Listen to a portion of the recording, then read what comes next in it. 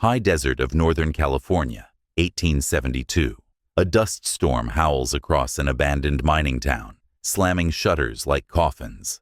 A horse skeleton dangles from a half-collapsed livery beam. Vultures peel wide circles over empty streets. In the dry creek, quicksand yawns, swallowing a wagon wheel with a gurgling sigh. Dr. Eleanor Hayes, a widowed frontier physician, has been stranded. Her husband, once the only doctor in the county, died of fever, and the townsfolk fled after raids and failed gold claims. Promised supplies by a ranch heir, she was abandoned, left with a ruined apothecary and patients who never came. She now faces starvation, isolation, and whispers of soldiers planning to burn the town for strategic reasons. At dusk, a rider appears at the edge of the ruined street. His shadow lengthens against the church's broken cross. But the rider who appeared at dusk was no savior. And in the county records, a single erased name beside the parish register of marriages will tell you why her fate could never be untangled from his. The wind drove grit under the door and into the small room where Eleanor sat with her husband's coat folded on her lap. The coat still held the shape of him if she pressed hard enough. The elbows bent, the collar creased from years of lifting saddlebags and bending over sickbeds. She kept it there, as if the wool itself might breathe. Outside, the livery's wrecked beam creaked in the gusts, knocking a ghostly rhythm against the empty stall posts, a sound like a metronome counting down the town's last minute. She listened for footsteps, a wagon, a voice calling that the supplies had finally arrived. She heard only grit and the distant, greedy gurgle of the creek bed swallowing wood. Her husband's grave lay 50 paces behind the apothecary, marked by a cross of fence rails, wired together with thin, trembling hands. She had chosen that place because the ground there was still soft enough to take a spade. The rest of the world seemed kiln-fired. She visited each morning and spoke to him in the plain way they used to speak to each other when a night's ride separated them, and there was no use for sweet lies. "I am still here," she said. "I am still working, even if there's no one left to mend." That morning, the wind had scooped sand and carried it against the cross until the lower third vanished. She brushed it clear and drove a length of iron into the earth at the foot, a makeshift rivet against the land's hunger. When she looked up, the sky was a chalk smear, and the town looked like a child's drawing, rubbed thin by a thumb. Samuel Brandt had promised to return by noon with flour, dried beans, quinine, and cartridges. He had appeared 2 days after the funeral with the soft words of a son who had never wanted to say them. "Dr. Hayes would have wanted you to accept help," he'd said, his hair neatly parted, his hand smooth from ledgers rather than reins. He spoke of his ranch's stores and a wagon due from the rail spur. He spoke of building a proper clinic in the fall and making sure she was safe. When he rode away, he left the smell of cologne and new leather in the doorway. At noon, Eleanor set a tin cup on the stoop and waited. At dusk, she brought the cup in, wiped it with careful, stubborn strokes, and placed it on the shelf, as if the act itself might build a wall against the truth. In the night, the wind lifted the apothecary's sign and hurled it against the street. She woke to the crack and the whine of nails pulled loose from wood. The next morning, she walked the length of the street and saw Samuel's track bent toward the ridge and gone. She saw, too, that the church door had been forced in again, the latch sprung like a tongue in shock. "There are still hands here," she told the empty town, though her voice was a whisper eaten by grit. Jonah Pike, once the undertaker, now the gravedigger of a town without funerals, still lived in the stone room behind the livery. He wore a hat even in sleep, they said, and kept his ledger under his cot. Eleanor had seen him twice since the funeral. He moved like a spooked mule, steady, cautious, one ear always turned toward a danger no one else could see. On the morning Samuel failed to appear the first time, she saw Jonah sweeping dust from his doorstep with a willow broom. He paused when he saw her and tipped his hat, as if the gesture might buy him an extra day of life. "You ain't got no business staying on," he muttered. "They'll make a pile of this place, ma'am." That's the talk. She did not ask who they were. She knew the shape of the word soldiers, even if he did not say it. "When did gossip cure fever?" she said. "Or stop thirst?" He looked at her with a pity that made her stomach tighten. "Gossip is the first man through the door," he said. "Truth comes later." Dragging a shovel, she asked him for matches. He gave her 3 and told her to keep her lantern low. "There's eyes out there not friendly to light," he said. She almost laughed then. Light had always meant safety in the winter towns, where she and her husband had learned to set bones and drain abscesses and deliver the children of women whose bodies refused to turn. Out here, light was a crown that painted a target on your skull. She thanked him, and out of habit said, "If you need anything." The look he gave her in return was the dull astonishment of a man presented with a silk glove in a slaughterhouse. She carried the matches home like relics. That afternoon, she swept the apothecary and forced herself to inventory the shelves. There were 7 jars of laudanum, 3 dead flies floating inside 2 of them. There was a cracked mortar, a pestle so smooth it felt like bone. There were instruments in a velvet roll, with the initials RH stamped in the corner, her husband's, or perhaps once his father's, who had taught him. She unwound the roll and touched each instrument like a prayer. She counted the needles that could be boiled and used again. She oiled the bone saw. She wrapped it all tight and tucked the roll under the floorboard by the stove with her husband's second-best boots and the cartridge pouch with only 4 left. She did not tell herself she hid them from thieves. She hid them from her own despair. If she had to work again, she wanted the tools within arm's reach and not in the mouth of the town's hunger. The church, with its leaning cross and wind-torn hymn sheets, drew her like a sore tooth draws a tongue. The door swung at a crooked angle. Inside, the pews were stacked to one side, as if one arm of the congregation had wrestled the other to the floor. Reverend Silas Boone stood near the altar with a cloth in his hand, wiping dust from the brass of a candlestick, and not noticing that the cloth left more gray than it took. He looked older than he had last winter. A slight accordion of skin hung at his throat. He turned when she entered, startled, as if the church had been empty for so long he had forgotten the echo of footsteps. "Dr. Hayes," he said, then corrected himself, the syllables catching in his mouth. "Mrs. Hayes." She nodded and asked if she might look at the parish register. He hesitated. "The register is for sacraments," he said. "It is not a ledger for whatever one wants to make of people." She stood in the doorway and said, "I want to see my husband's name marked beside mine. I want to see that he existed in this town." Silas put the cloth down and fetched a key. He lifted the lid of a dark wooden chest and brought out the book. It was thick and heavy with damp trapped in its spine. He placed it on the table, and the pages whispered when he opened it. The names were written in the looping hand of the previous priest, and then, later, in Silas's smaller, nervous script. Eleanor traced rows until she reached the year before last.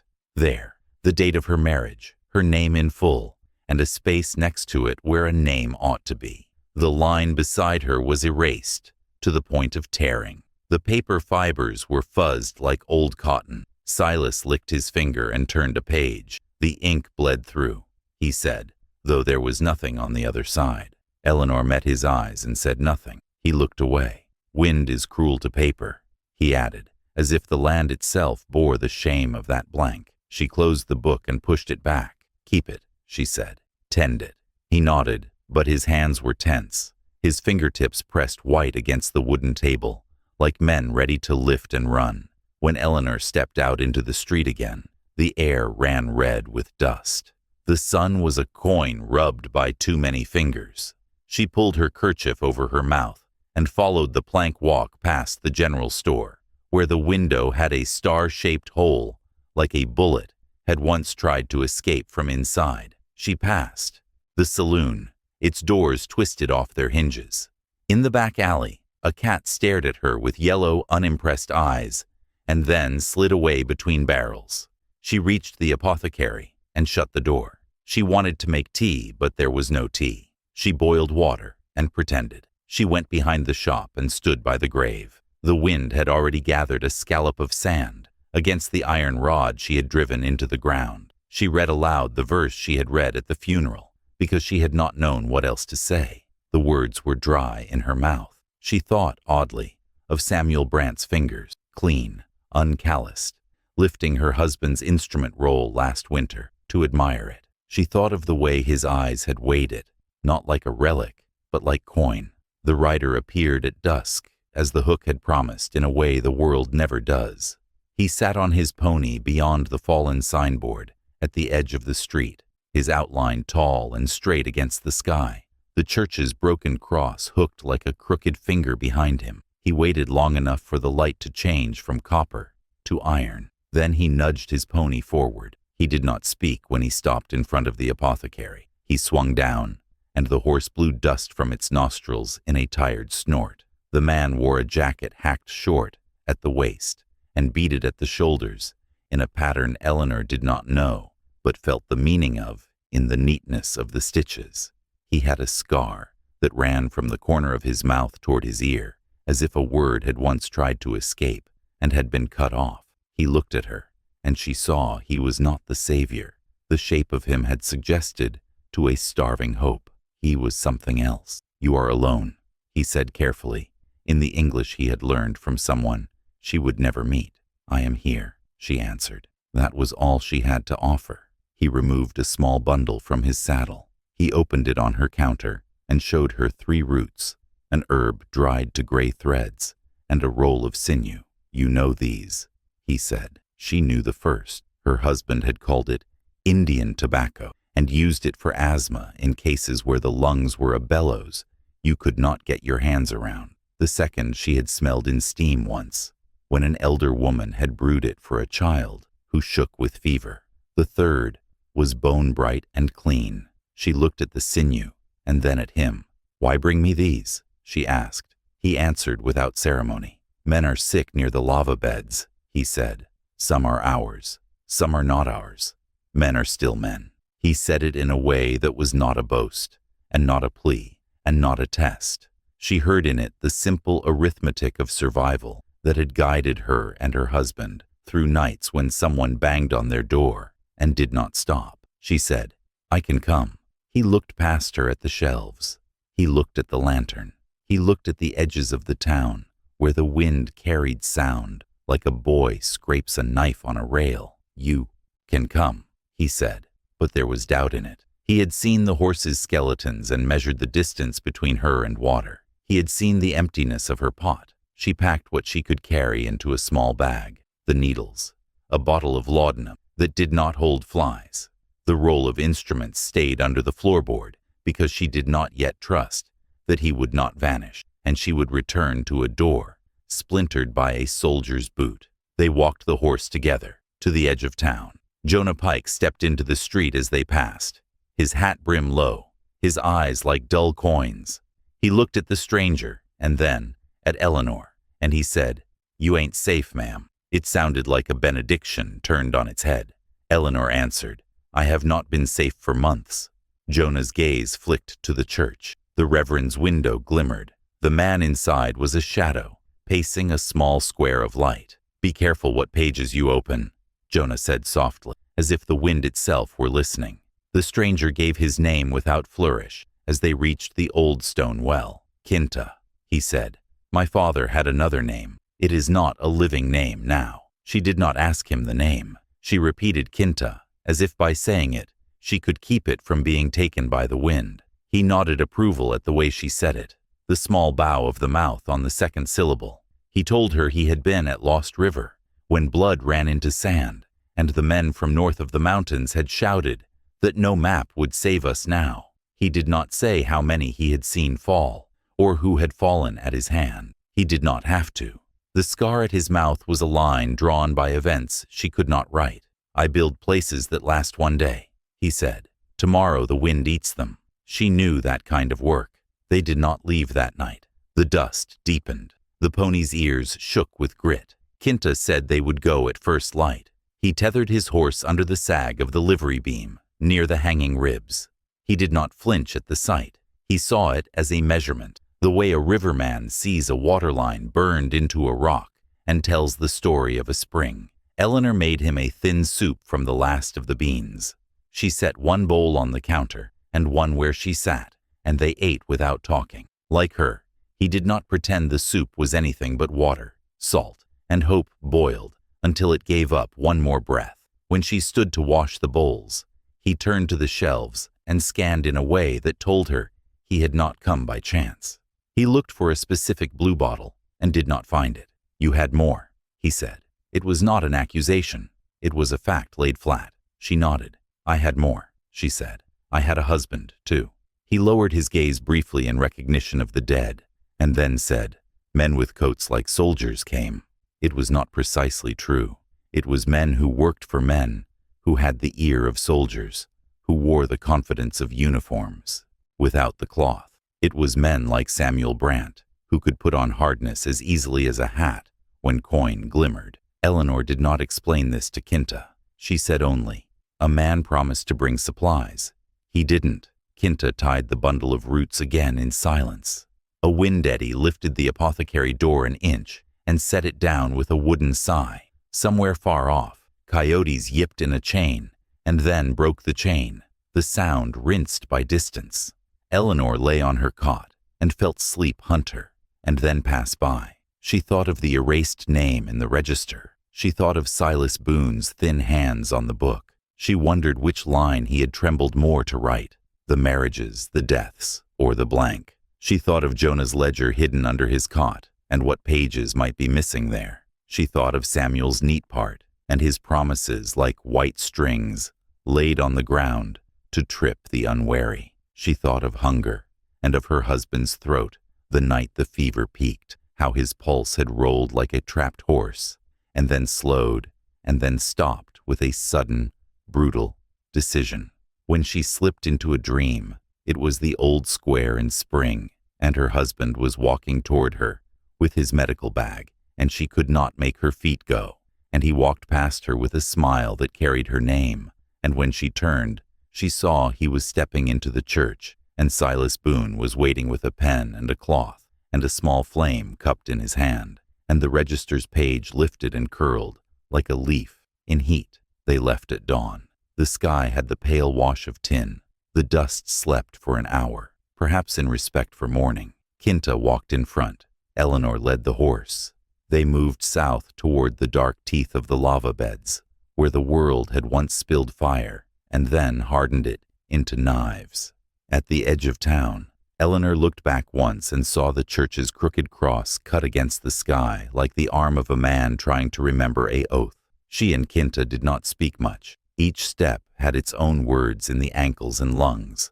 Twice they stopped to check for water under stones, where the shade clung. They found a teacup's worth twice. Kinta divided it without ceremony. When the sun shouldered up, the land threw heat at them in steady blows. The horse drooled strings white as bone. They reached a strand of dry creek and followed its ghostly curve toward the basalt. The wind woke mid-morning and began its work again. Micro-tension threaded the distance. At a turn where the creek haywired into a fork, Kinta stopped suddenly and pressed his palm flat on the ground. "Soldiers," he said quietly. Eleanor felt her body go cold in the heat. She saw the marks then, the wide heel of a cavalry horse, the square print where a keg had rested. "How long?" she whispered. Kinta closed his eyes for a breath and opened them. "A day," he said. "Men from the fort. They burned the mission outbuilding last week." Eleanor had bandaged a mission boy once, a boy who had cut his hand on a shattered bottle while he swept the yard, a boy who had stared at her with a wonder that had made her feel like a lantern in a dark field. She felt now that boy's eyes on her again, and the lantern inside her shook. Near noon they came upon a wagon abandoned with its axle snapped like a chicken bone. A wheel lay half swallowed by a gray pool. The surface looked firm, as griddle batter left too long on an iron plate. It blinked, slow, as if breathing. Eleanor felt the old training march to the front. "Keep back," she said automatically, and then softened when she saw Kinta's mouth twitch at the obviousness. He knew such earth. He had been born to reading edges and was himself an edge. They skirted wide. She looked at the wagon and saw what always choked her. A child's folded shawl, a tin cup, 3 nails held in a palm, and then set down, as if the hand had been called away. She forced her eyes forward and felt the town and its graves pull at her like a reluctant tide. They reached the basalt outcrops by late afternoon. Kinta led her into a crease of rock, where heat pooled like breath, trapped under a blanket. There, men lay under rough shade that had been built from chaparral and hope. 2 were Modoc. 1 was white, red-haired, with a beard stiff as a brush. Fever had made a lake in each of their foreheads. Kinta introduced her without embellishment. "This woman mends," he said. The white man laughed once without humor. "They said she'd left," he muttered. "They said she ran south with the ranch air." Eleanor cut the thought clean. "I run nowhere," she said. The red-haired man grunted, turned his head, and vomited into a dented pan. The smell lifted and settled and lifted again, trapped by heat. Eleanor checked pulses, listened to rasping breath, laid a hand on each sternum, and felt the bored, relentless tick of despair. She boiled what water they had, and shaved slivers from the gray herb Kinta had brought. She let the steam wet the air, and held a cloth to noses. She cleaned bites on ankles, and splinters in palms, and a cut on a cheek that had been made by a man rather than a rock. While she worked, Kinta stood at the entrance and watched the country in a way that made Eleanor's back loosen. He did not speak. He did not tell her to hurry. He stood as if he were the hinge upon which the day might swing if he held steady. Once the worst of the fever breaks had been sweated through, Kinta asked in a low tone, "You have a man who writes down the dead." Eleanor was surprised the undertaker's fame had reached even the edges where Kinta walked. "Jonah Pike," she said. "He keeps a ledger. He writes, and sometimes he erases." Kinta's mouth went hard. Sometimes erasing is a way of making a man die twice. Eleanor thought of the blank beside her own name in the marriage page. "Sometimes erasing is how a man saves himself," she said. "From soldiers," he said. "From his own hand," she answered. They looked at each other with the respect of people who have seen the same wolf from different ridges. They returned to the town at nightfall, moving bone-tired through a heat that cooled only in its skin. The first thing Eleanor noticed as the apothecary came into view was her door shifted on its hinges. It tilted inward like a mouth missing a tooth. She felt a cold line draw up her spine. Kinta moved past her silently, his hand light on the knife tucked at his waist. Inside, the room had been turned in a hurry. A shelf struck, a jar toppled, a drawer left open with its contents pawing the floor. She went to the floorboard by the stove with a speed that surprised her, the way a mother reaches into fire before her mind can shape the act. The board lifted. Beneath, the roll of instruments lay wrapped, the cartridge pouch beside it, the boots toe to heel like men lying under a blanket. She exhaled. Kinta held up a bottle and turned it to show the wet ring it had left on the counter. "They took laudanum," he said. "They take what helps pain." He set it down. "Soldiers," he added, same as before, not loud, as if too loud a word could call them. In the morning, Jonah Pike appeared in her doorway, with his hat in his hands. He did not step inside. He looked like a man who believed rooms could spring shut and hold you if you showed them your back. "Reverend Boone wants you," he said. "He says it's righteous to come." Eleanor wiped her palms and motioned that she would follow. In the church, Silas Boone had stopped pretending to dust and had begun to burn. A small fire crawled in the basin of a brass candle holder. He stood with a torn paper in his hand and a face she had seen on men who cut off their own finger to stop poison. "Some things cannot be allowed to stand," he whispered. He fed the torn paper into the small flame. The edges curled, blackened, and then sprang to ash. Eleanor saw a flourish of letters go. She felt anger move in her, like a clean knife. "What page was that?" she asked. Silas pressed his lips together like a boy prevents sound in a game, and shook his head. "A mistake," he said. "A temptation corrected." She stepped forward, forgetting Kinta behind her in the doorway, forgetting dust, forgetting water. She took Silas's wrist and pulled it away from the fire. "God does not fear ink," she said. He yanked back with a speed that surprised her, and hissed, "But men do." The fire died with a tired sigh. She could not put the ashes back in any shape. After that moment, the glue that had held the town's thin civility began to soften. 2 ranch hands rode through that afternoon, with their hats pulled low, and their eyes low too. They did not speak to Eleanor or Kinta. They spoke to Jonah in a language of nods, and left. Later, Jonah came to tell Eleanor that soldiers had been seen at the ridge, and that the fort had received orders to clear any ghost settlements that might offer aid to hostile parties.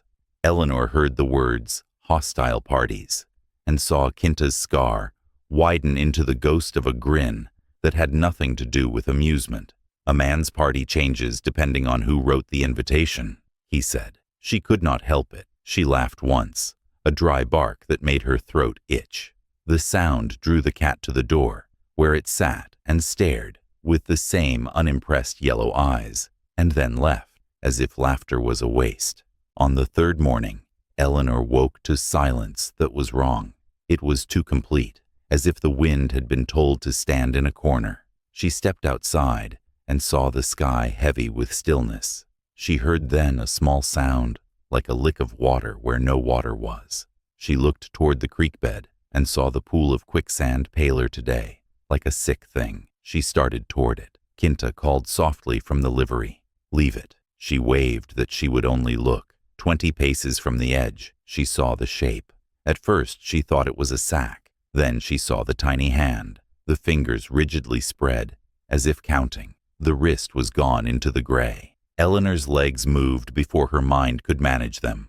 Kinta came up beside her and caught her elbow, then let go. He read her need as if it were written in a script he knew well. Rope, he said. Board. They found both in the livery. Jonah appeared again, hat in hand, like a moth cannot help flying to a lamp that will kill it. The 3 of them worked without talk. Kinta lay flat and slid the board step by slow step until it kissed the edge. Eleanor belly crawled onto it, the rope tight under her arms, the other end braced around a post. She reached. The first touch of the small fingers was cold, with a heat that had gone too far and circled back. Hold, she said to the air, to the earth, to bones, to God. She felt the mud suck at her forearms, as if trying to teach her the same lesson it taught everything. Down is the only direction. She hooked her fingers around the wrist she could not see and pulled slowly, steady as a needle lifted from flesh. The suction released with a wet smacking sigh that made Jonah groan, as if it were his own heart they were pulling. The child came free in increments, mud-painted, breathing in small, angry, fugitive gasps. Eleanor rolled back and cradled the child against her chest. It was a girl, 14 maybe, the thinness of hunger sculpting her face, hair plastered in strings. Her eyes were the color of the creek when it remembered how to be water. She retched gray and then coughed once. No, she said, as if finishing a conversation in a dream. No, Ma. Eleanor wrapped her in her own shawl and spoke in the low, relentless tone she used for women in labor when the baby refused the light. You are here, she said. You are here. The girl's eyes rolled, then fixed on Kinta's face. Perhaps she saw only a stranger with a scar. Perhaps she saw a man who had stood between her and the mouth of the earth. It did not matter. She closed her eyes and let herself be too heavy for Eleanor's arms. Miriam, Jonah said, startling them both. That's Caleb Hale's girl. They left 2 weeks past. Said they were going to the fort to get a pass for safe passage. He looked at Kinta and shut his mouth over the word he had almost said. Kinta said nothing. He lifted the rope, coiled it with a neatness that made Eleanor's throat tighten, and carried the board back to the livery without waiting for thanks. Inside the apothecary, Eleanor cut away the girl's dress and scrubbed mud from the raw patches of skin where the quicksand had held her so tight, blood forgot how to move. She found a bruise shaped like a boot heel high on the girl's ribs. She found a lash mark half healed, the scab opened again in the rescue. She cleaned without comments she could not afford. She brewed a thin tea and spooned it past lips that wanted to refuse. If the girl woke, she would build a world back around her 1 word at a time. If the girl did not wake, Eleanor would still build that world, because that was what a doctor did when the land itself decided to be the predator. Late afternoon slunk into evening. The wind returned, as if it had been out on business. Quinta took up a place in the doorway. He had collected somewhere a bundle of willow switches, and he bound them into a makeshift fan to keep flies away. He did it with the attention of a man shelling an ear of corn for his mother. Eleanor lifted Miriam's eyelid and saw the white deeper than she liked. She set a wet cloth on the girl's neck. Jonah hovered, and then sidled toward the back wall. He coughed into his fist and said, not looking at either of them, "Mrs. Hayes, I wrote something in my book you might ought to see." Eleanor set the cloth down and said, "Go and fetch it." Jonah's face did something small and ugly, and then he nodded and left. Quinta said, once he was gone, "He is a man who mistakes ash for snow." Eleanor understood. "He wants to believe the world is clean because he sweeps," she said. Quinta's small, scarred smile said yes. Jonah returned with the ledger, a thick book with a leather cover signed by stains of a lifetime. He opened to a page marked with a strip of cloth. The handwriting there was careful and someone else's. A different script laid atop his own earlier lines. "That's Captain Elias Mercer," Jonah said, touching the margin. "He signed his name, so nobody could accuse me of lying, but he spoke the words, and I did the writing. He told me to record you, Mrs. Hayes, as a person who had aided those in rebellion by providing shelter and supplies." The words were neat in their ugliness. Beside the entry, Eleanor saw a small note in Jonah's earlier hand, erased and half visible if one squinted, a line that might once have said simply, "Doctor." She looked up. "You were going to write what I am," she said. "Then you were told to write what I am supposed to be." Jonah's hat trembled in his hands. "Mercer looked at me like he looks at match heads," he muttered. "He talked about strategy like a man talks about wiping a plate clean." Eleanor felt the heat reach higher into her chest.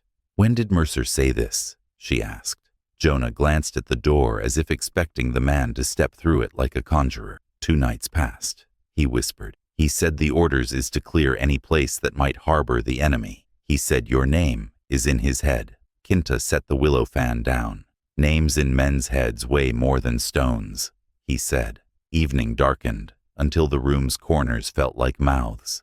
Miriam stirred once and moaned, a sound like a piece of rope pulled too tight. Eleanor bent low. "You're safe," she said, and knew the lie of it, and knew the necessity. Miriam's eyes fluttered, opened, and fixed on Eleanor in a way that begged for just one true sentence. "Where's my pa?" she asked. Eleanor did not answer. She said, "You're here." The girl's lip shivered. "He said we was going to get paper to pass," she whispered. "He said a man would write our names, so nobody can take us." She swallowed and closed her eyes again, and Eleanor looked over at the ledger on the counter and felt the cruelty of paper in her bones. Quinta stepped outside and scanned the ridge. The moon rose like a dull coin behind cloud. He came back in and touched 2 fingers to the table. "Reverend Boone is bringing fire," he said, as if commenting on weather. Eleanor thought he spoke in symbols, until she saw through the window a sudden bloom of orange in the direction of the church. She ran to the street. Silas Boone stood in the doorway of the church, and inside, the glow licked up toward the rafter. He held a rag stuffed in a bottle's mouth, and his face was a lit mask of fear, dressed as duty. Eleanor shouted his name. He did not turn. "Some things cannot be allowed to stand," he repeated, as if he had only one sentence left in him. The fire grabbed pews like hands, and the hymn books went up like small birds. Quinta was a streak of motion, hauling water from the well in a bucket that leaked almost as much as it held. Jonah stood frozen. The flames climbed like they had been waiting all their lives for an excuse. Eleanor pushed into the narthex and felt heat stroke her cheeks like punishment. She saw Silas at the altar with the parish register open, pages flipping in a hot wind of their own. He tore a leaf and fed it to the flame in the candlestick again and again. She lunged and caught his wrist. He twisted, and the page tore in a ragged diagonal that looked like lightning. Quinta pulled her backward by the back of her dress, and she stumbled into the street with the register's smell in her nose, a smell of ink turned into grief. By dawn, The church was a smoking ribcage. The cross had fallen. The glass had blown out and lay in knife petals across the street. Silas Boone sat on the step, black-faced, holding the closed register, like a child clutches a toy he does not understand. Jonah Pike took his hat off and pressed it to his chest and said, under his breath, "We ain't getting out of this clean." Kinta stood with his hands open as if to show he had burned nothing, but would be marked all the same. Eleanor walked back to the apothecary, with the careful gait of someone carrying a bowl too full. Late that day, soldiers showed themselves on the ridge, small iron beetles moving along the skyline. They did not descend. They bided, like men who enjoy the weight, because it lets them feel larger than fire. Captain Elias Mercer was not visible yet, but his orders were. A boy from the mission ran past, breath burning like a match, and shouted that the fort had posted a notice at the crossing. Any settlement offering sustenance to enemies of the United States would be razed in the name of strategic security. They put it in words as long as their rifles. The boy gasped, and then he was gone, legs a flash of panic. Eleanor stood very still in the doorway and watched the ridge. She and Kinta worked through the next hours as if the basic acts could beat back what words on a posting could do. They cleaned the girl's wounds again. They boiled rags.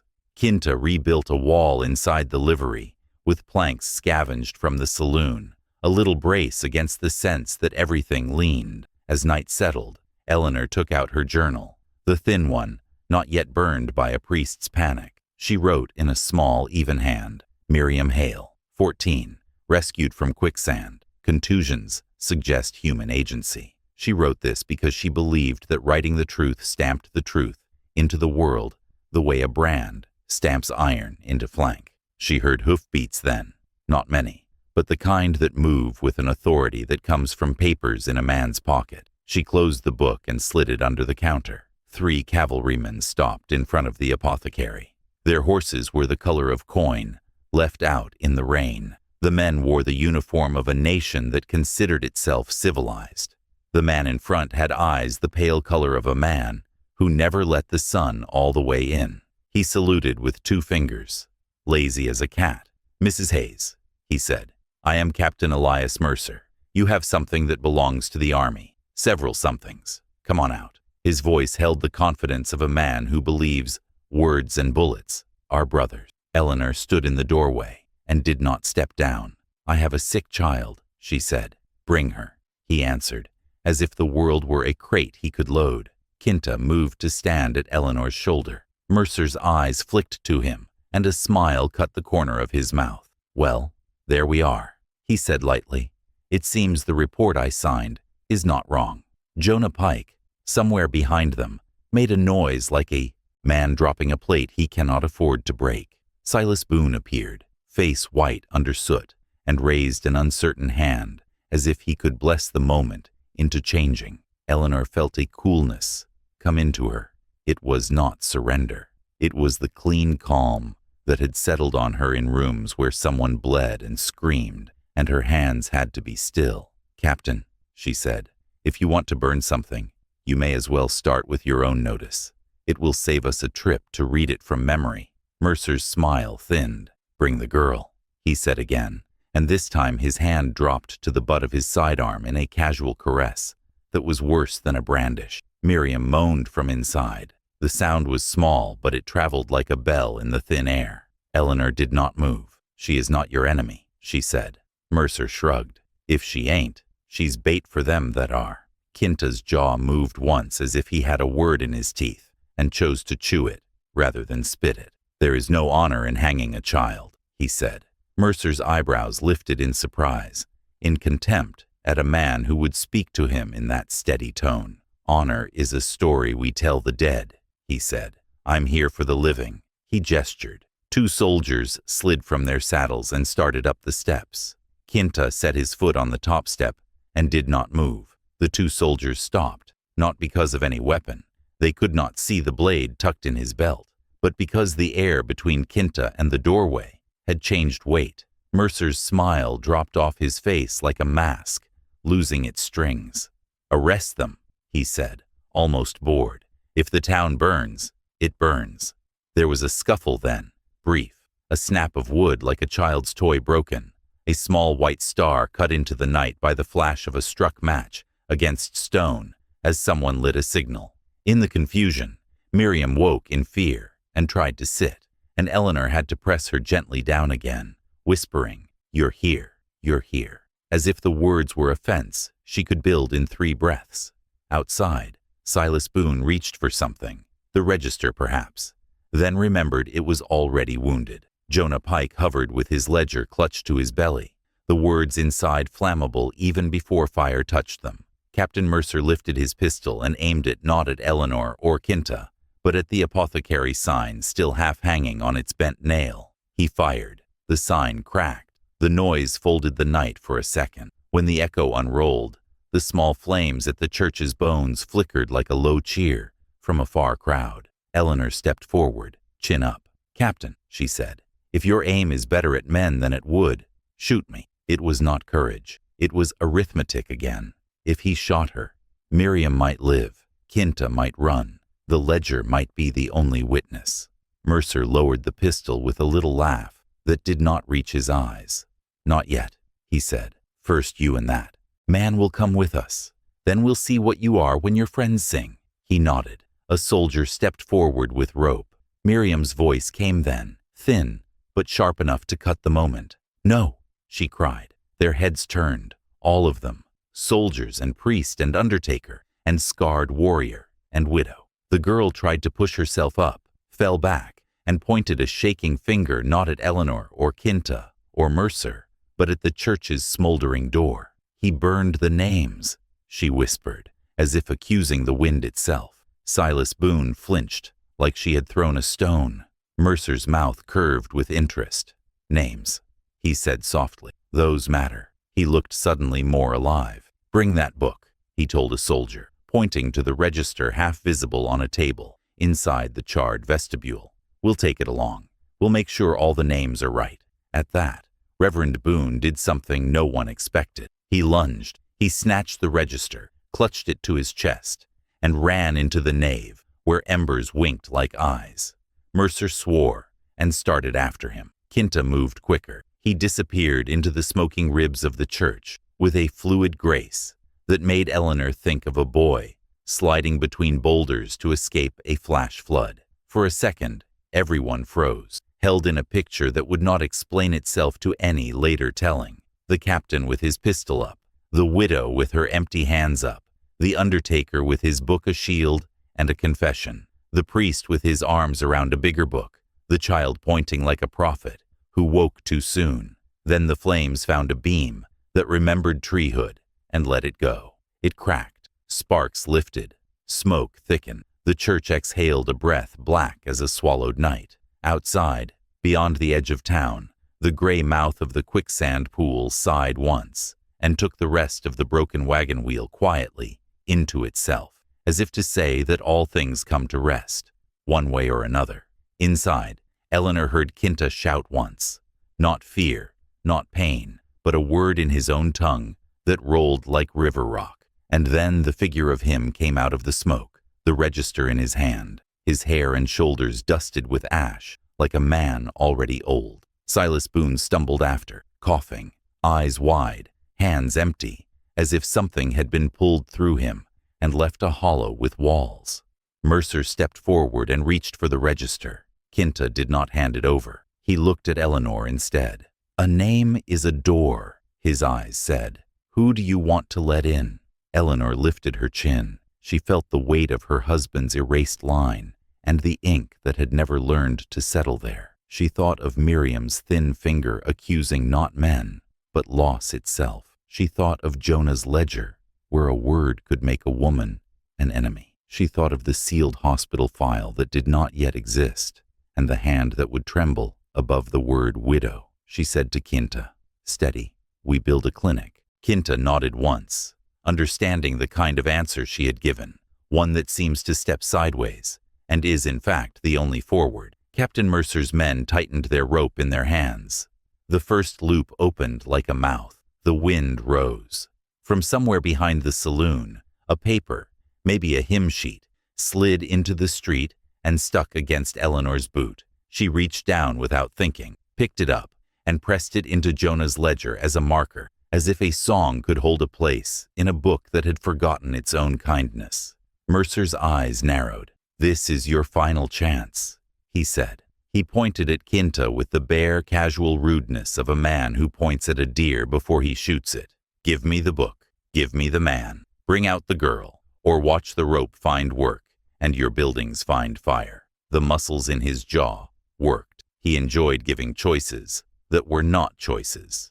A soldier moved toward the apothecary door. Miriam coughed and said, very soft, "Mrs. Hayes?" Eleanor bent over her. The girl's breath smelled like fear, like acid traveling up from an empty stomach. "Yes," Eleanor whispered. The girl lifted one mud-streaked hand and slipped it into Eleanor's. "My ma said your husband was kind," she said. "She said you are too." She closed her eyes again. Eleanor felt something inside her that had been clenched since her husband's last breath, loosen half a finger width. She stood and faced the soldiers. "You will not take this child," she said. "You will not take this book, and you will not decide what my name means." Her voice was quiet and as flat as the land. It was not a shout. It held. Mercer chuckled once and tilted his head, as if curious which thread, when pulled, would unravel the most. "Then we start with fire," he said. He flicked 2 fingers. A soldier drew a tin of lamp oil from a saddlebag and stepped toward the apothecary wall. Kinta moved, a blur that looked like wind finding a hole in a fence. Jonas Pike cried out and thrust his ledger into Eleanor's hands as if to say, "If one book has to burn, let it be mine, but keep the names." Silas Boone fell to his knees and prayed a prayer he had not yet learned the words to.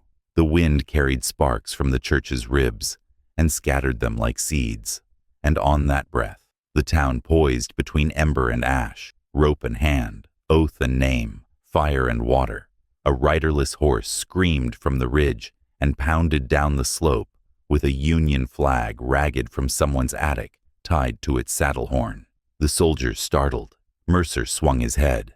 Kinta's hand closed on the register. Eleanor's boot slid half an inch on ash. The horse veered and ran straight through the middle of town, through smoke and threatened flame, until it stumbled at the creek bed and sent a shock of gray mud breathing, like a thing waking.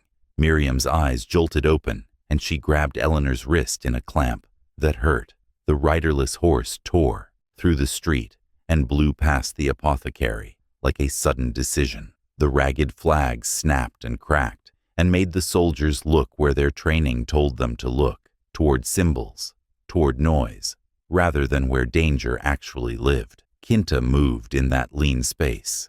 He caught Mercer's pistol wrist and turned it the way you turn a jar that has learned to stick. Mercer swore and went to his knee. Jonah Pike, shaking, flung his ledger at the soldier with the oil tin, not as a weapon, but as interruption. The oil splashed across the step instead of the wall. Eleanor seized the moment and dragged Miriam from the cot, her arm under the girl's shoulders, her body a wall that had decided to hold. The soldier closest to them lunged and caught only air and a scrap of shawl. Kinta's knife flashed once, not in flesh but at the rope. It fell in a dead hiss to the dust. Silas Boone yelled words that started as a prayer and bent into warnings. Sparks lifted. The cat leapt, a slipping shadow between boots, and the soldier stumbled with a curse. "Move," Kinta said, in a voice without air. Eleanor did. She and the girl slid into the alley between the apothecary and the general store. Heat pinched the space into a funnel. The flag on the runaway horse snapped again, and the animal tripped near the creek, screamed, and stayed upright, as if shame itself caught its knees. Mercer found his feet and shouted, "Hold them!" But the order struck a tangle of smoke and movement. A soldier ran to the church to chase the priest with the book that would not stop burning in his memory. Another took aim at Kinta and hesitated when a gust blew grit into his eyes. Jonah yelled, "This way!" and pointed toward the rear of the livery. Eleanor understood in a flash that Jonah's cowardice and Jonah's care were brothers, and both were pointed at their odd salvation. They broke the line and ran for the livery's shadow. Miriam's breath stuttered like a broken bellows. "Stay with me," Eleanor whispered. Kinta reached them in 3 long strides, swept the girl up as if her bones were reeds, and did not slow. Behind them, the soldiers recovered their sight and raised their rifles in a twitching wave. Mercer lifted his pistol, then lowered it with a tight grin when he saw the quicksand glinting beyond the livery yard. He thought he knew the land's appetite better than they did. He thought the desert would do his work slow and sure. He gestured instead to the saloon. "Smoke them," he said. "Bring them out coughing." Oil splashed again. A match hissed and bit. Fire climbed tired wood with relief. They cut through the livery where Kinta's pony stamped and blew. He tossed Miriam onto its back the way you place a fevered child by a window. Eleanor scrambled up behind, her hands a damp ring around the girl's waist. Kinta slapped the pony's neck and ran alongside, light as if his shadow did not know his weight. Jonah shoved open the back doors. The yard opened onto a narrow draw that angled toward the basalt and away from the creek's treachery. "Go," Jonah panted. "Go now." Eleanor met his eyes for a blink and saw the ledger of fear, guilt, and kindness, all open on the same page. She nodded. "Come with us," she said. He shook his head once, hard. "Someone's got to point the soldiers at the wrong tracks." Then he ducked back into the smoke, already coughing. The pony found its pace like a remembered song. They took the draw where mesquite clung to stones, and the ground held a little firmer. Behind them, the saloon's roof muttered and sagged. A cheer went up that had no joy in it. Mercer's voice carried, clipped and annoyed, listing orders like ingredients in a stew he did not intend to eat. The 3 of them slipped into the folds of the land, where sight gives up before sound does. They moved until Eleanor's thighs shook, and her hands tingled with strain, and the world narrowed to the pony's damp hide and the girl's heat against her chest. They did not stop until the first basalt boulders rose, like black teeth around a pocket of shade. Kinta whistled once, a small sound like you make to a bird.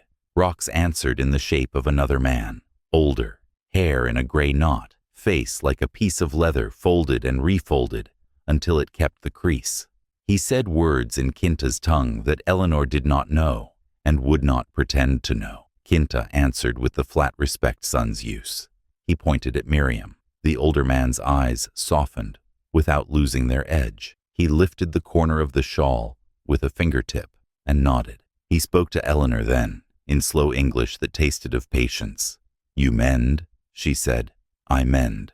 He nodded again, approving that a truth could be so small and so heavy. They hid the pony under scrub and carried Miriam deeper into the rocks. The air felt different there, cooler, by a breath. Someone had built a roof of brush and canvas and anchored it with stones. A shallow cache held water, dark as old glass. Kinta steadied the girl while Eleanor poured and measured. She spooned the water into Miriam's mouth, one careful drop at a time. The girl's swallow was a small victory, but it was a victory. The older man watched and then walked off without sound. He returned with a bundle of roots and leaves bound in a twist of grass. He handed them to Kinta, who handed them to Eleanor like a ceremony matters more when it passes through hands. "For lungs," Kinta said. Eleanor smelled the packet and knew the bitter lift of something that eases breath. "Steep," the older man said. "Not boil." She nodded and tucked the lesson into the pocket, where she kept the ones that might keep a mind from breaking itself against what it does not yet know. By dusk, they had a small fire banked in a hollow, and a pot steaming with the tea that was not hers, and now was. Miriam slept. Sweat slid down her temples in beads that told a story better than words. The fever was making room. Eleanor's own hands shook from strain and delayed fear. Kinta sat near the entrance to the hollow and listened to the land the way doctors listen to chests. He counted the distant drum of hooves, the roll of a wagon wheel far away, the click of a beetle that thinks itself safe. "They will burn the edges first," he said. "They like to make a circle. Then they walk it, to see who tries to climb out." "Samuel promised food," Eleanor said, and surprised herself. She did not know why that sentence came now, here in this pocket of shade cut into stone, when everything else was so present and hard. Kinta rubbed his thumb along the edge of a knife that was more idea than threat, a habit rather than a plan. Promises are easy to carry, he said. They weigh nothing until the day comes.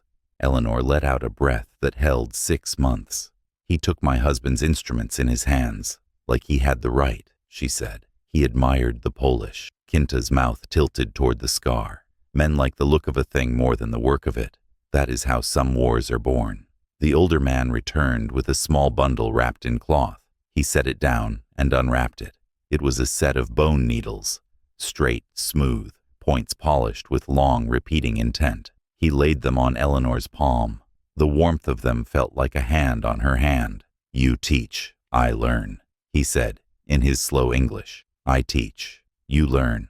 Eleanor understood the weight of the trade. She bowed her head a little, so slight it could have been a nod or a prayer. "I will write the way you brew that tea," she said. "I will write the measure." He accepted that, as if she had handed him a blade. They worked through the night in small motions and quiet exchanges.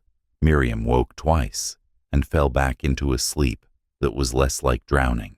Kinta climbed once to a shelf of rock and scanned the valley. He slid back down with the sound of distant orders in his ears. "They have more men," he said. "They have paper in their pockets that says it is right." Eleanor looked at her hands and thought of ink on a torn page and of a priest's face lit by a fire he wished would absolve him. "Paper will not set a broken rib," she said. Kinta made a small agreeing sound in his throat. By morning, the land had put on a cooler face. The sun was still a threat, but it had to walk to them first. The older man, whose name Eleanor now knew as Yenes, folded the night's quiet into the day's work with no seam. He showed her how to split the root into threads with a sliver of basalt rather than a knife, so the fibers released their bitter, more kindly, into water. She showed him how to tie off a bleeding vessel with a loop he could make one-handed if the other hand had to press bone to bone. They practiced on a strip of deer hide that had been saved for this kind of teaching. Kinta sat and watched the exchange like a man watches a river and learns where it will be safe to cross. In the heat of the second afternoon, once Miriam had taken broth and kept it, Eleanor took her journal from her bag and wrote a neat line. "Tea of bitter root and willow, steeped not boiled, eased the tightness in the chest. Yenes's measure equals 2 of my spoons to a pot we share." She wrote this because facts were stones that built a path even when the country refused roads. She stopped when she heard Kinta shift. He looked at the page and then at her face. "You keep that where no fire finds it," he said. She nodded. "I have learned that lesson. They could not stay hidden." Kinta said it plain, with no drama. "The circle will close. Dogs will smell. Men will say, 'There, there.' We must make a place that is both ours and not ours." Eleanor knew such places. They had built them on nights when a childbirth took them to a ranch that did not like Indians, or to a camp that did not like soldiers, and all the same, the baby came screaming into a world that had not asked for it, and changed that world by existing. "Where?" she asked. Kinta pointed toward a low cut in the basalt, where black rock broke into older gray foundations. "There was a post," he said. "It is a dead thing, but the bones are not broken."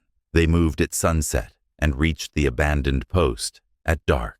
Yenes and 2 younger men had been there before. The place had once been a holding point, a half-fort for men too cautious to sleep under sky.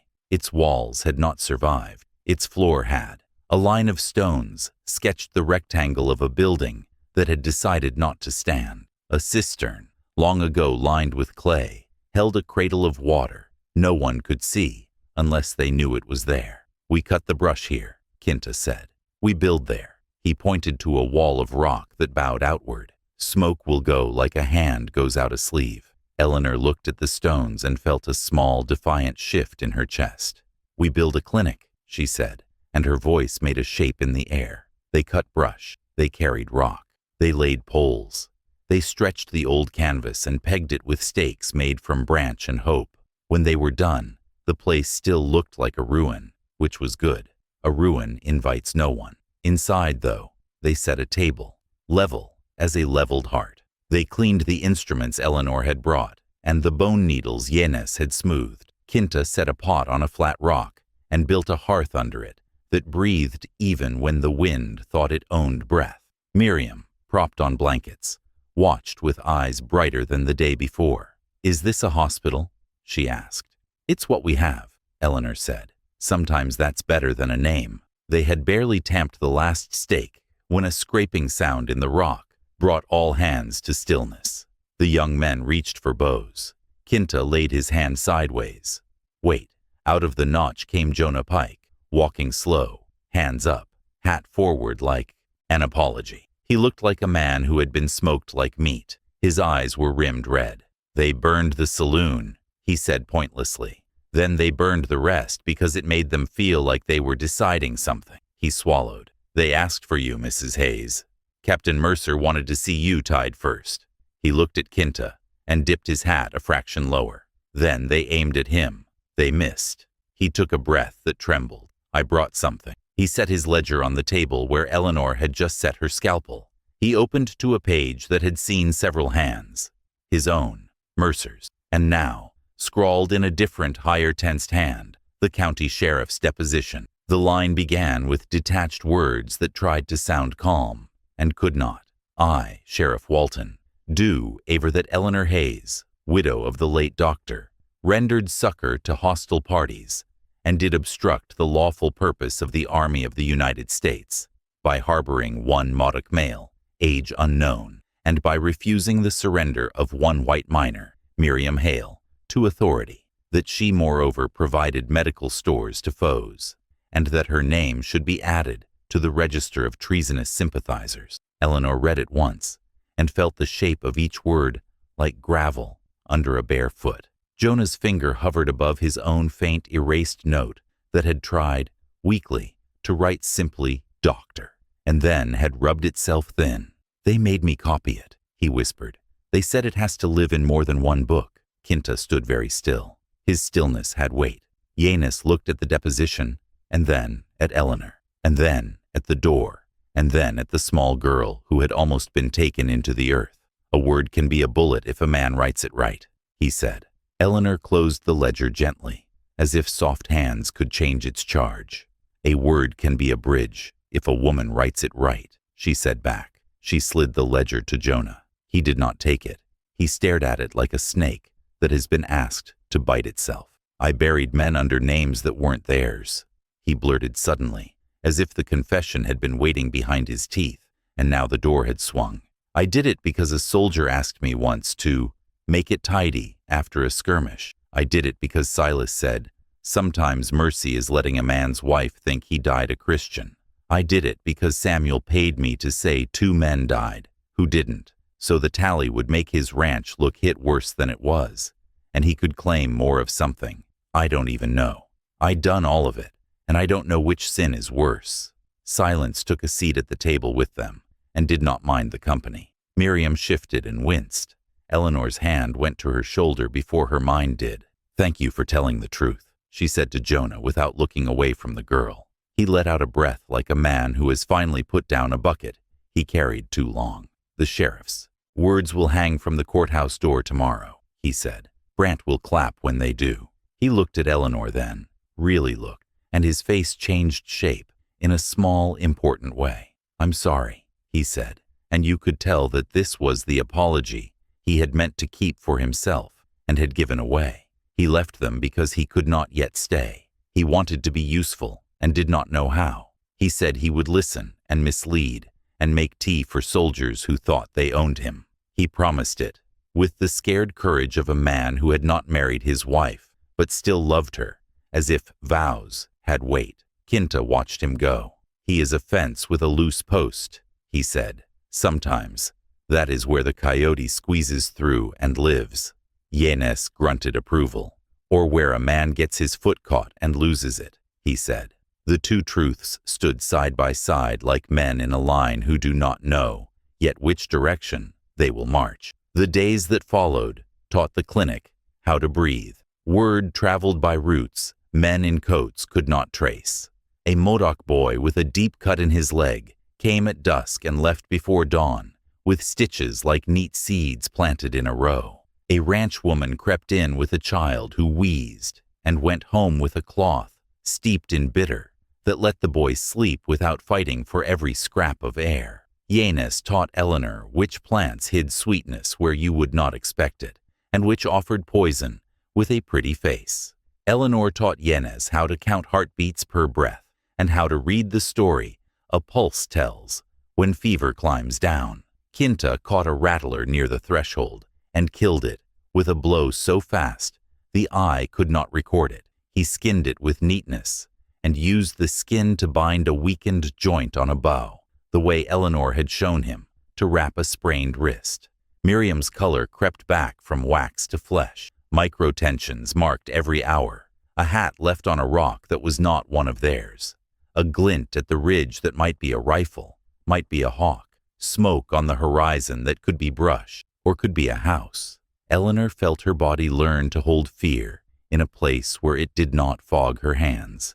She dreamed once of the parish register, of pages curling like a baby's fist, and then opening again without lines, and of Silas Boone's face, weeping soot. She woke with tears on her own face, and did not apologize for them. Kinta's shoulder brushed hers in the narrow passage between table and wall, a touch as casual as a draft and as deliberate as a signature. They did not speak of it. It lived in the same room as duty and hunger, and was content to eat less. Samuel Brandt appeared by proxy. A soldier boy brought a parcel, wrapped in brown paper with twine in a knot a clerk had tied. The boy asked for a drink of water, and stole looks at the beaded edges of Kinta's jacket, with a curiosity that could grow into pity or hate, depending on who watered it. Eleanor cut the string and unwrapped the parcel. Inside lay her husband's velvet roll of instruments, the RH initials pressed in the corner like a finger on her heart.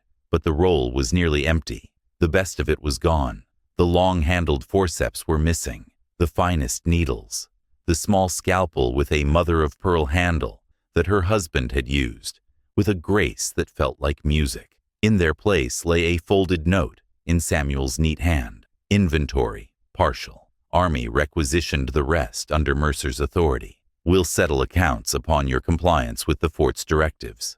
S. Brandt. Eleanor stood very still. Yanus read nothing, but read the blank places where tools should be, and understood more than a letter told. He traded iron for safety and found no safety, he said. Kinta's nostrils flared once, a quiet anger. He traded what he did not own, he said. Now he thinks he owns you. Eleanor unrolled what remained and polished each piece, as if the ghost of what should have been there could be coaxed back with cloth and care. We will keep what is ours in use, she said, more to the air than to the men. She wrote in her journal, Brandt sold surgical kit to soldiers. Captain Mercer took the best. The handwriting in the margins stuttered once, and then steadied, like a wheel deciding not to wobble. Miriam watched and said, He won't win, will he? Eleanor met the girl's eyes and saw the force of faith that lives in a 14-year-old who has seen more of the world's bite than she should. He will win at some things, Eleanor said. Honest, because lying to children was a poison. She refused. We will win at others.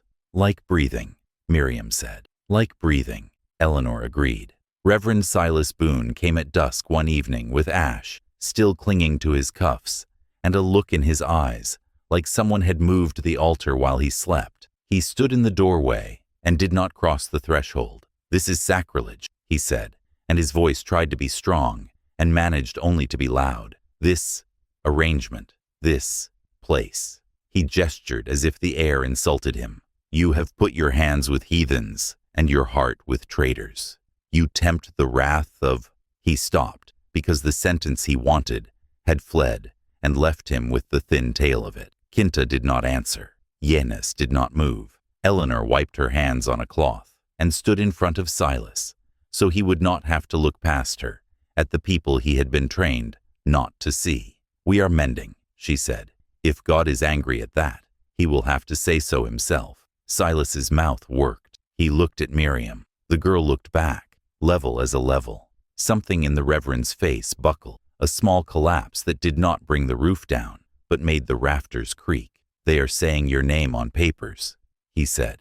"They are putting it where the law can find it." Eleanor thought of the torn register page and the ash that had been a name and was now nothing. "They have been putting my name on papers since I was born," she said. "Sometimes it is spelled wrong. Sometimes it is lined out. I am yet here." Silas swallowed and stared at his shoes. "I burned the page," he whispered, and the words fell like coal. "I know," Eleanor said. "And still, here we are." He lifted his head, desperate.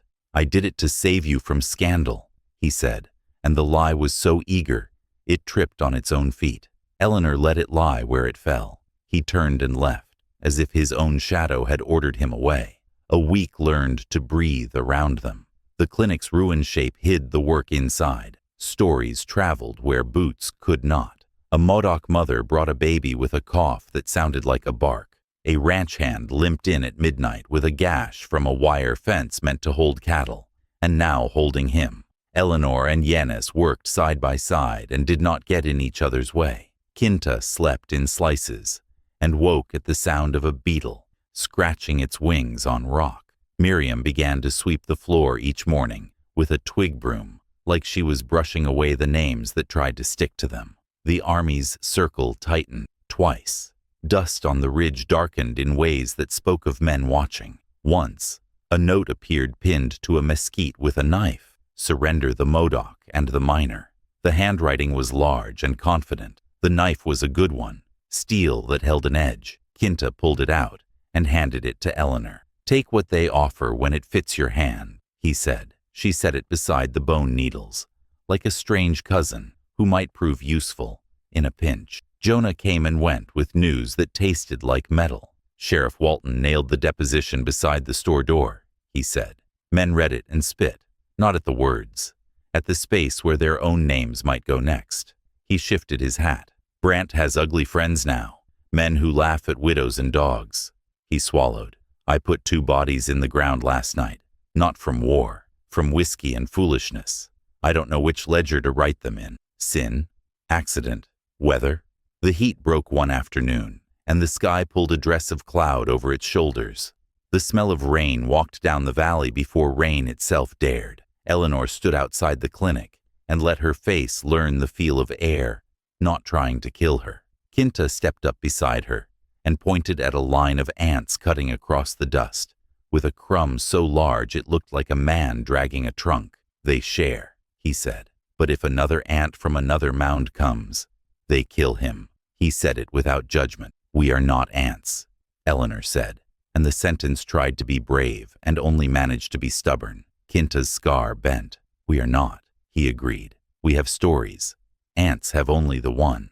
That night the rain came in a sheet. It flattened the dust and made the basalt shine. The cistern filled a careful inch. It was a grace not even papers could outlaw. They slept, heavier than they should have. The sound of water on canvas writes lullabies in a language everyone knows. Near midnight, Miriam woke with a panic that had no words and clutched Eleanor's hand. "Tell me something true," she begged in a whisper that shook. Eleanor said, "If I cut and sew just so, a torn flesh will heal into a line that will not split again."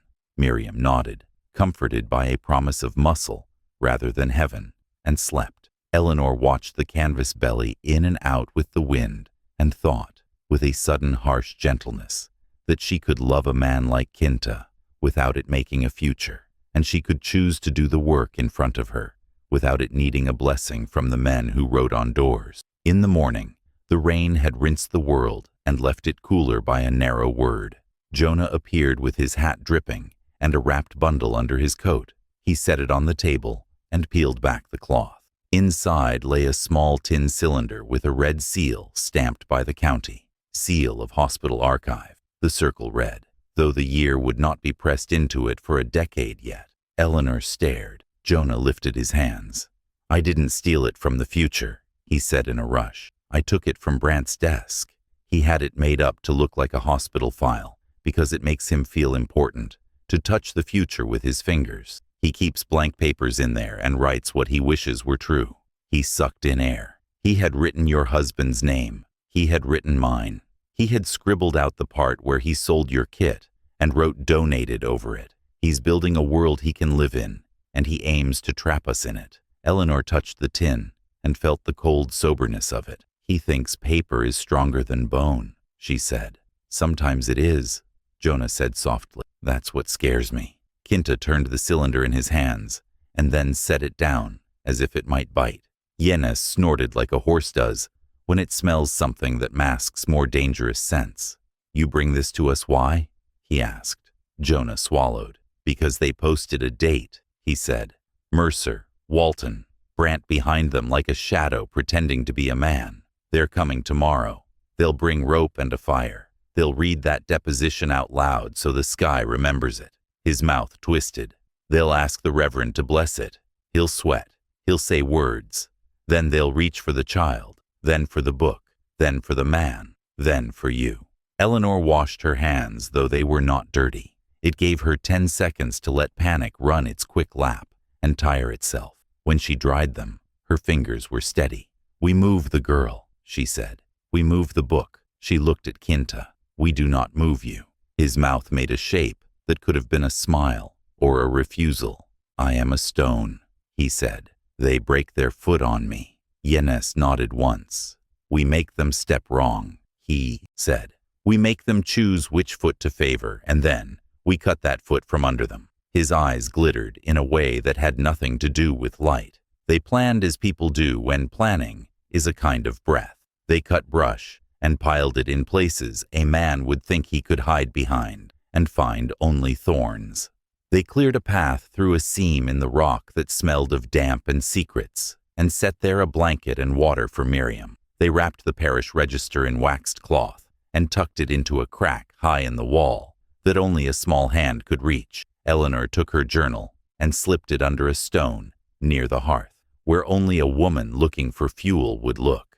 Jonah took his ledger back with a grip that had turned from clutch to hold. If they find it, he said, they will think it's everything.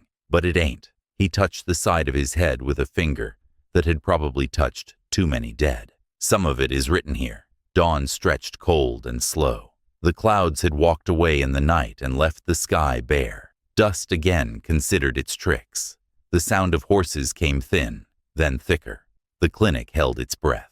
Miriam lay in the seam with her hand on a stone that felt like a friend. Yenis stood in the entry like a small tree that will not be blown. Kinta waited a little to the side, not in the doorway where a man expects a door, but in the shade where a man uses a door to cast shade. Eleanor placed a bowl on the table and set in it the remains of her husband's kit. She laid her hand on the velvet and thought of the erased name, the torn page, the seal that had not yet been stamped. Captain Elias Mercer rode up with 6 men and the sheriff. He wore a face that thought itself reasonable. Samuel Brant came too, in a coat too clean for a morning like this, with 2 men behind him who had decided they liked the taste of other men's fear. Silas Boone trailed, eyes hollow, lips moving. Mercer dismounted and took in the ruin that was not a ruin. He sniffed, as if smelling the line between law and something he could not name. Mrs. Hayes, he called, come out. Eleanor stepped into the light. She kept her shoulders down and her chin level. Captain, she said. He nodded to the sheriff. Sheriff Walton unrolled a paper like a preacher opens a sermon. He read his own handwriting with a care that tried to wrap itself in importance. He reached the line that said, her name should be added to the register of treasonous sympathizers, and he lifted his voice on the last 3 words, too proud of their length to notice how foolish they sounded to any ear not bent by politics. Eleanor listened, like a doctor listens to a man lie about how much whiskey he drinks. She waited for the break in the rhythm. It came as always does, in the moment when a man expects everyone else to take in air, and he uses that space to smile. Mercer did not smile. He gave a small, crisp nod to 2 soldiers. They moved forward, rope ready. Brant folded his arms and let his face arrange itself into concern. Silas Boone looked at Eleanor, and for the first time, very clearly, looked at Kinta, and something like understanding tried to be born and failed for lack of breath. Kinta took 1 step, not toward Mercer, not toward the soldiers, but toward Eleanor. It placed him where a rope would have to choose. His scar tugged toward parched skin.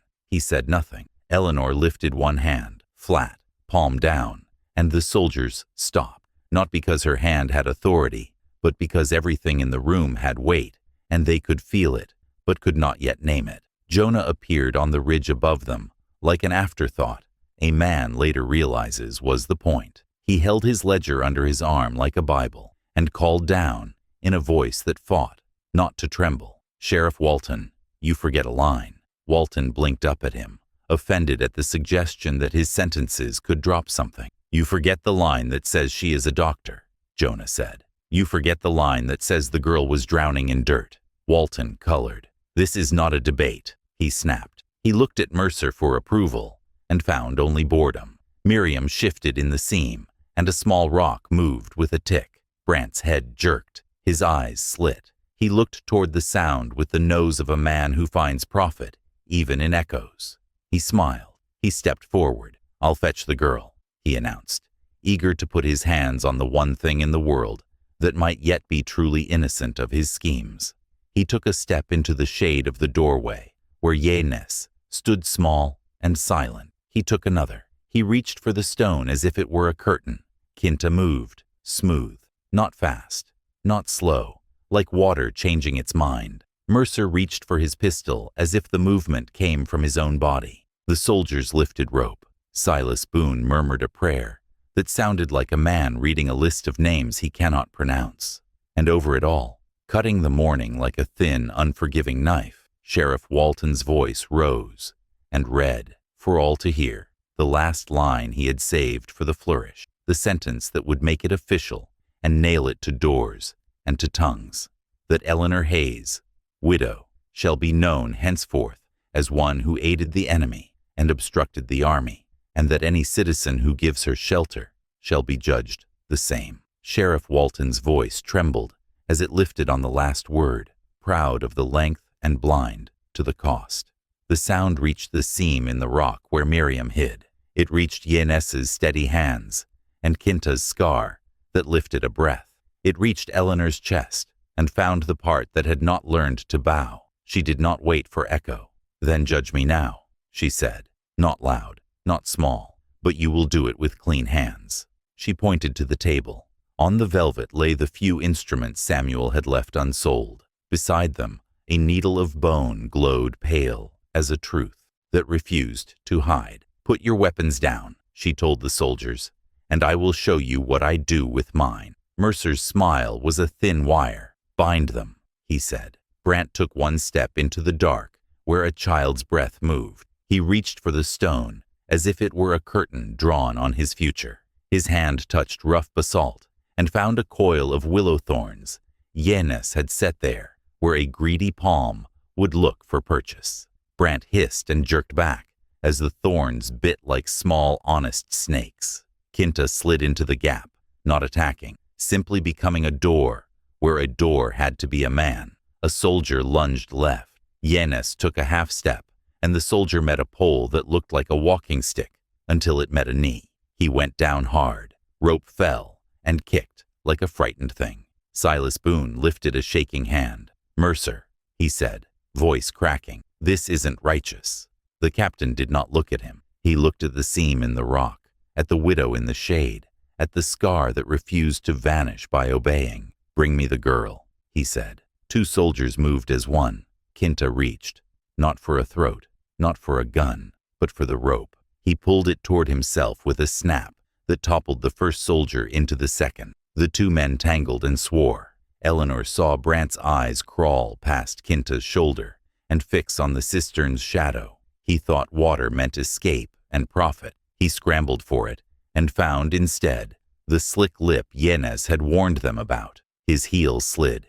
He went down hard, and the breath left him with a sound like a note done wrong. Walton flinched as if he'd been struck, then looked to Mercer to borrow his reaction. Mercer's jaw ticked. "Shoot if you have to," he said. "Burn them out if you don't." It came fast then. A match skittered, flame lifted, seized brush where it should not, and tested the roof's edge. Kinta moved to kick the fire down, and a rifle cracked. The ball struck stone, spat chips, and buried a hot cousin in his shoulder meat. He grunted and kept moving. Yenes's eyes tightened, a father measuring the distance between grief and use. Eleanor pulled Miriam from the seam in a quick curl and shoved her behind the table. "Breathe low," she whispered. "Pretend sleep." The girl obeyed because fear had already taught her the skill. Jonah's voice floated down from the ridge. Too bright, too brave. "There's nobody here but dust," he called, pointing to a wash that led exactly nowhere. 2 soldiers peeled off that way, tempted by confidence, as men always are. Walton wiped sweat from his upper lip and tried to keep his hat at the angle that made him feel taller. Brant got to his knees and found his feet by using the stolen tin cylinder as a brace. He clutched it like proof that he belonged to the future more than any of them. "This is the record," he panted. "This is what will decide." He tucked it under his coat and grabbed a fallen pistol, like a man reaches for a quill. He aimed not at Kinta, not at Eleanor, but at the table. He fired, ugly and quick. The ball tore the velvet, jumped, and kissed bone. For an instant, every person who loved a tool more for what it could do than for how it looked winced together. Eleanor did not. She was already moving.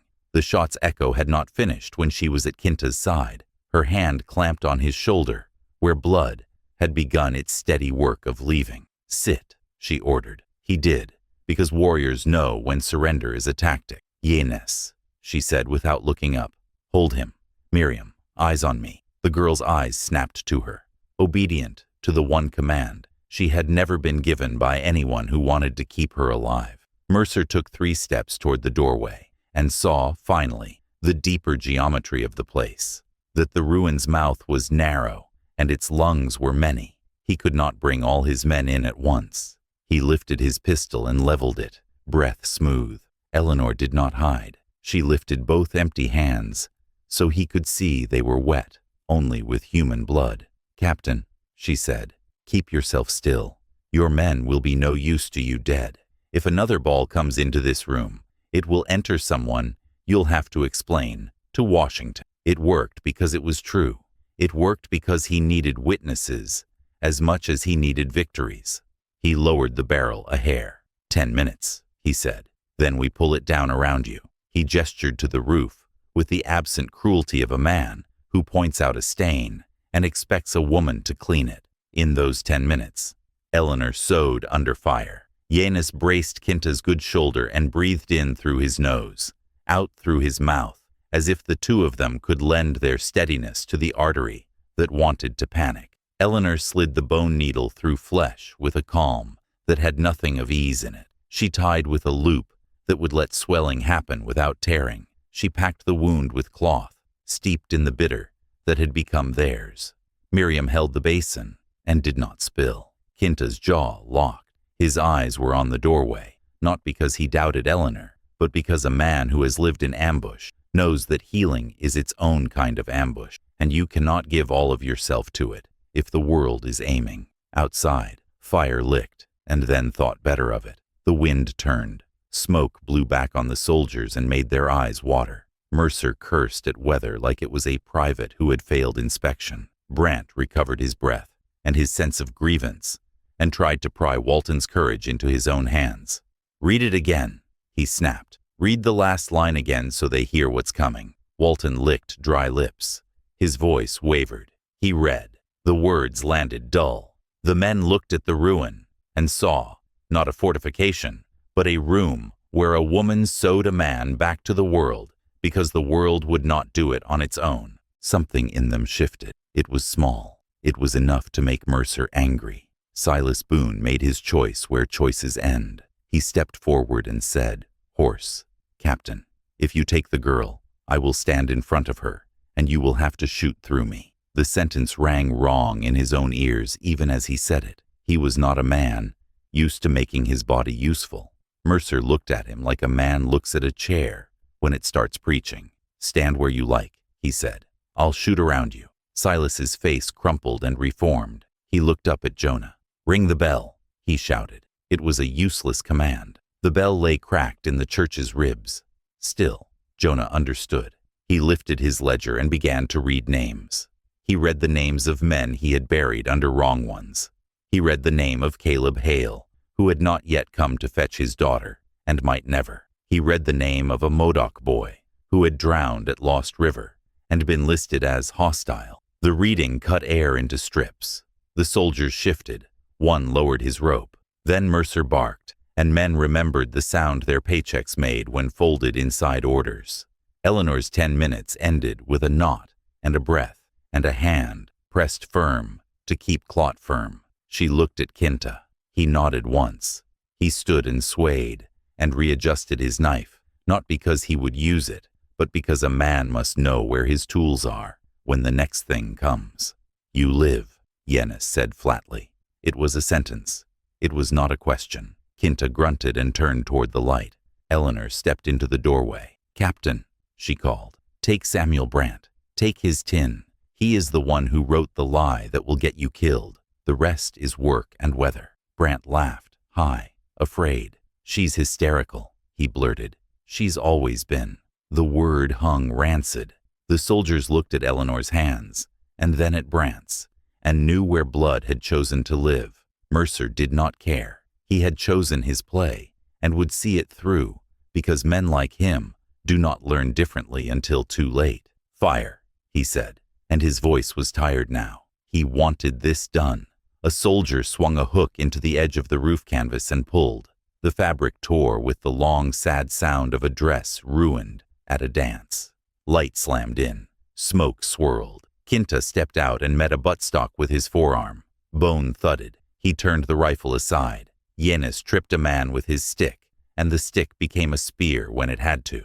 Miriam did what she had been told. She stayed low. She breathed. She did not scream. Eleanor moved like a metronome. 1, 2, 3. Push the fire down.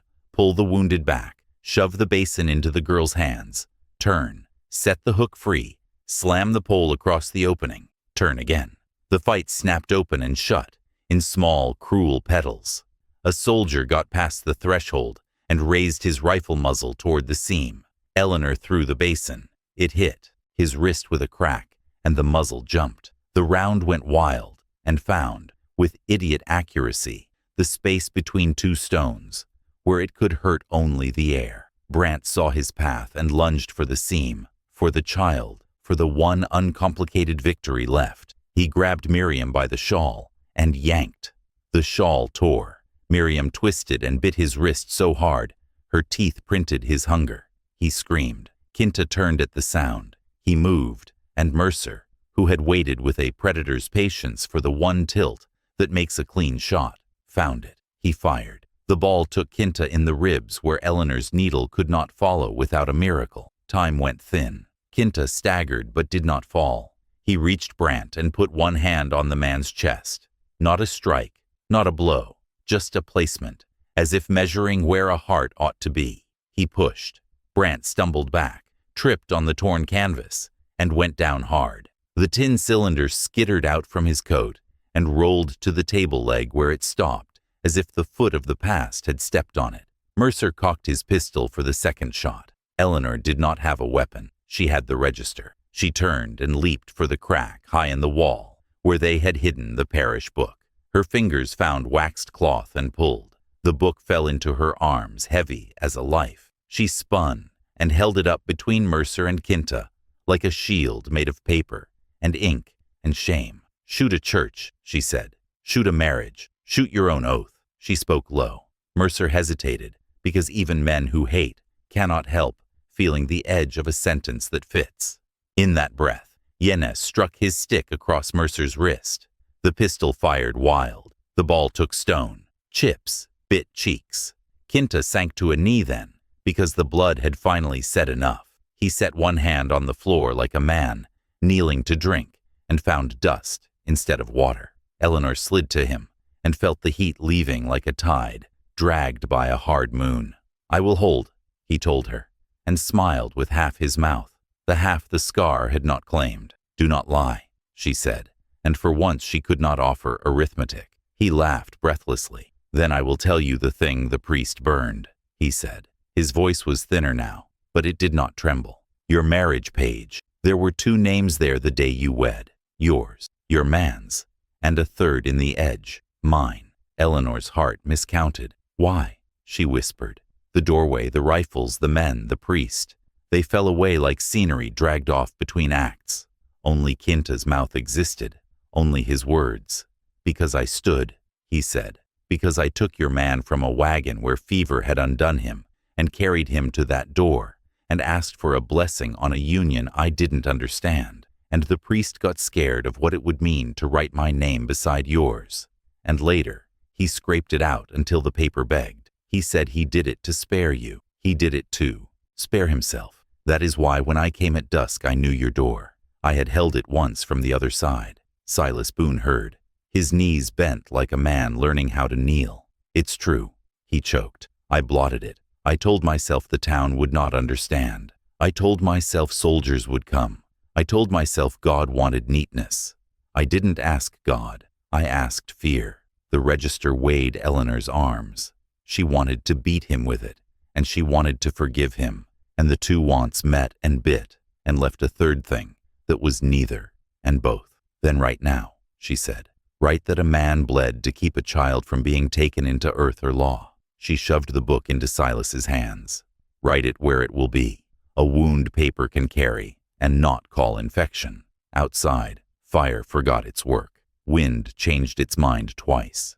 Mercer gathered himself with contempt and lifted his hand to signal the pull-down.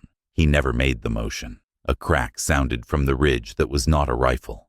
It was a voice, low and simple, saying, "Enough." Jonah stood with his ledger and a long gun he had not used since a winter raid when men had argued over beef in the snow.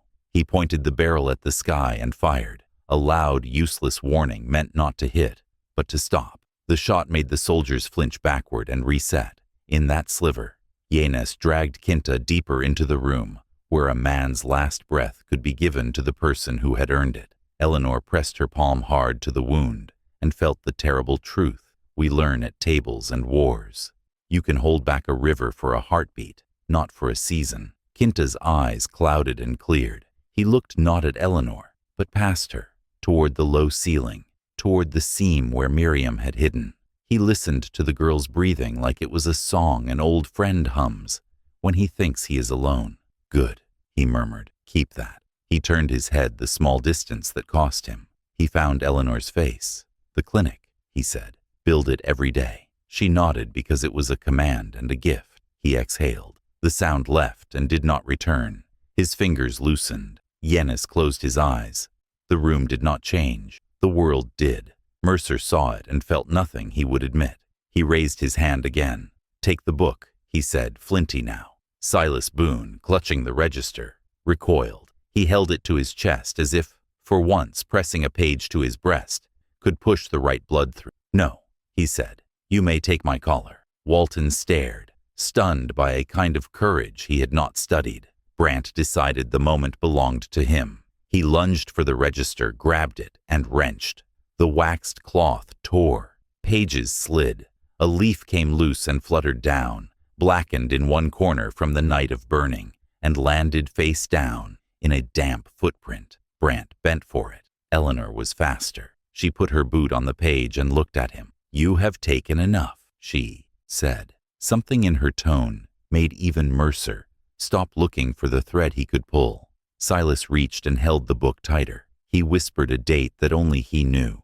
The day he had scraped Quinta's name off the margin and told himself it was mercy. He whispered it the way a man says an address when he means apology. Another man might have tried to turn the moment into triumph. Mercer turned it into order. We're done, he said.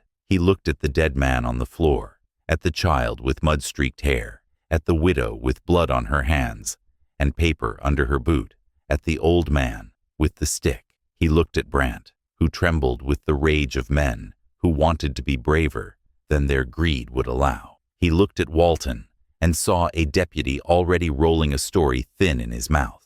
He weighed the roof's char. He weighed the wind's direction. He weighed the ledger in Jonah's arm that had become a bell no one could unring. He made the choice that cowards dress as prudence. Pull back, he said. We will write it. The fort will praise it. The county will post it. He pointed at Eleanor. You will not be here when we return.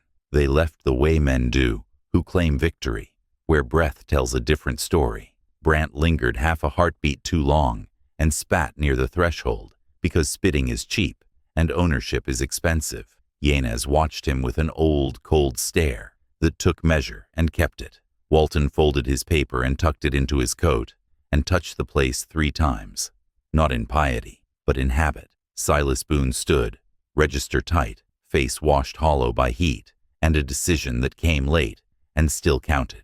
Jonah climbed down from the ridge, legs shaking with the aftermath of false bravery that had become, almost by accident, the real kind. They buried Quinta, where the wall made a low bow, and the earth took a shovel without grudge. Yanez sang a small song with no tune white men would have recognized, though to Eleanor it sounded like wind slipping through juniper. Miriam pressed a stone into the dirt and whispered, "Thank you," because she had no list of the right words for men who step in front of laws and bullets and hunger and the earth. Eleanor set Quinta's knife on a flat rock because tools need a place to rest when their hands do. Jonah opened his ledger and wrote a line, slow, careful. Quinta, no Christian record, no Christian name, a protector. He paused and then, with his pencil's stub balanced like a sentence on a lip, he added in the margin in letters small and stubborn, man. They could not keep the clinic open as it had been, not with rope coming back tied to orders and names nailed to doors. Yanez gathered the bitter packets and the bone needles. He wrapped them in deer hide and tied with sinew. He put them in Eleanor's bag with the last of her husband's instruments, the velvet render of RH now torn and truer for it. You go where a woman can be 2 things at once and not die of it, he said. You go where water is not a mouth first. Eleanor looked at the room they had made and felt each stone watching her as a patient watches hands leave. This was a good day's work, she said, and would not take it back, even for a lifetime of ease. Yanez touched her elbow. Work is a river, he said. It keeps moving. We walk beside. Silas Boone tottered forward with the register. He had sewn the torn leaf in with thread that once hemmed a collar. The repair was ugly and honest. I cannot give you back the name I scraped, he said. I can write the truth that remains. He opened the book to her marriage line. The blank beside her name stared like a missing tooth. Silas took his pen, dipped it in ink that had been spared by chance, and wrote one word in an angle on the margin where shame would have stood. Witness. He did not write Quinta's name in English. He wrote the shape Quinta had once drawn for him, the line and curve that meant his living name, because some names do not want the alphabet that has hunted them. The ink bled a little and held. He closed the book gently and put it in Eleanor's hands. Keep it safe, he whispered. She pushed it back to him. No, she said. Make it dangerous where it lives. Jonah folded his ledger against his chest. I'll record that you left, he told her. I'll write vanished because that is the only word that keeps you breathing. Eleanor looked at him and saw a man who would die poor and half wrong and truer than most proud men. When you write me, she said, don't forget the child. Jonah's eyes softened. I won't, he said. He turned to Miriam. Do you want me to write you as gone or as hoping? Miriam thought, as only 14 can think when time has already been cruel and might yet be kind. Write me as living, she said. Jonah nodded and wrote it on a line no one would see but him. They left at night. Yanez led them through a cut where the moon kept a hand over its mouth. Silas returned to the church ribs and sat under the fallen cross, as if it were a gate he had to crawl through to be new. Jonah walked beside them until the draw parted and would not go farther. He pressed a parcel into Eleanor's hands. The stolen tin cylinder Brant had bragged with, now empty of his lies. Fill it with your truth, he muttered. Find a man who stamps seals and make him ashamed of the years he missed. He tipped his hat and then, in a small private ceremony, took it off entirely. They went east and then south and then into a town where no one knew the sound her name made when said with spite. Eleanor cut her hair. She put on a gray dress that did not ask questions. She took a room above a blacksmith's shop where the man's wife had a cough that invited work and trust. She opened a clinic in a rented back room with whitewashed walls and a floor that did not tilt to the world's thirst. She did not hang a sign. Women found her. Miners did. Children did. Soldiers came with wounds they were not brave enough to name. She mended them because work is a river and a vow. Miriam swept the floor and read the Bible out loud with the last pages missing, which taught her to end stories with what she had instead of waiting for a line that never arrives. Mercer wrote the report he had promised. Walton signed it. Brant added a note in his neat hand, suggesting that the widow's property be surveyed for reassignment to a party of proven loyalty. The fort burned the ghost town for strategic reasons, and the report used the phrase 3 times, like a charm. Silas Boone copied down births and deaths in a new parish book and kept the old one close enough to burn and far enough to be saved. Jonah recorded Eleanor Hayes as vanished, and next to her, in a pencil only he could read, he wrote one more word: working. Years walked past, slow and quick, as they do. Kinta's grave settled. Yenez's hair went white in a clean way that made children trust him more. Miriam kept her promise to live. She learned to count doses and listen to lungs. She married a quiet wheelwright who understood that a woman can be 2 things at once, and he would have to learn to be too. Sheriff Walton retired to a chair by a window and told himself stories that made his hat feel right on his knee. Silas Boone grew thin, with a penance no one had demanded, and kept the register wrapped in a cloth he took on and off, like an old man puts on his coat against a chill he cannot prove to others. Samuel Brant made bad deals with men who smiled and shook hands, and then counted on their fingers behind his back. One dry spring, he rode into a low place, where the earth looked hard and wasn't, and the creek remembered its old trick. The quicksand took him by the boot, and then the knee, and then the hip. He screamed, but no one came. A hat floated for a while like a foolish promise, and then lay still, and then sank. Jonah wrote him down under the correct name. Eleanor kept moving the clinic when the world made her. She stitched in a back room in Reading, and then in a tent near Oroville when fever strafed a camp, and then in a brick shop in Sacramento behind a grocer's where the grocer's wife defended her with a meat cleaver when men came asking for papers. Papers came anyway. Men came anyway. She learned to sign a name few had reason to doubt. It was clean, dull, safe as rain in a ledger. She wore it like a cloak a season too long, and then like skin, because survival makes us strangers even to our own reflection, and then introduces us again with weary kindness.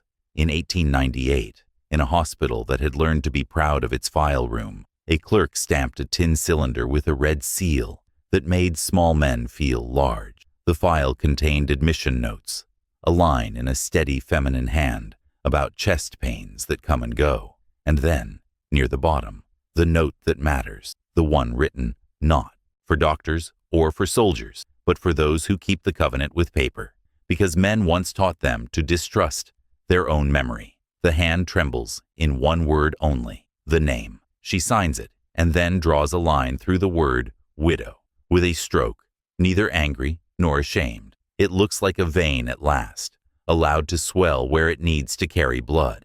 Jonah is dead by then, the ledger shut with the last page, as soft as cloth, from being touched by thumbs. Silas Boone still breathes, but has gone to a small parish, where the church fits inside a house.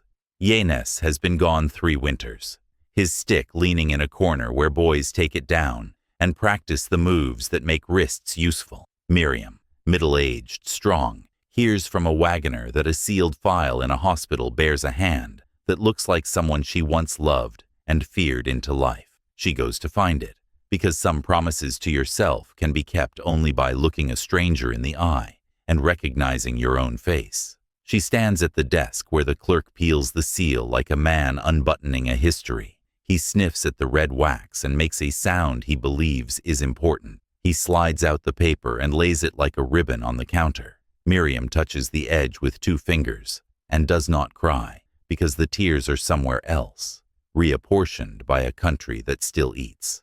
She reads the name. She reads the line. She sees the strike through the word widow and laughs once, short and grateful, as if a woman had finally edited a story that had been written wrong in the first place. She copies the shape of the hand in her own notebook, because a name will not survive a second fire if it depends on a single page. Years after that, a boy cleaning out a county room finds a book wrapped in waxed cloth that smells faintly of smoke. He opens it. He does not know why the margins matter. He does not know the shape in the corner is a living name that men tried to scrub out and failed. He closes it and puts it back without malice. Somewhere else, a woman removes a bone needle from a small wrapped parcel and shows a girl how to tie a loop that gives wound edges room to swell and still remember how to meet. If you walk out where the lava beds remember fire, you can find a flat stone by a low wall and a knife rusted thin with honor. The wind still makes its case. The quicksand still breathes like a lazy lung. But if you listen close, under the grit and the cough, you can hear the small, relentless sounds of work, a pestle against a mortar, a kettle settling on a ring of stones, a whisper in a seam where a child keeps breathing because a woman said so, and a man stood between her and the taking. The soldiers kept their papers. The county kept its doornails and posted notices.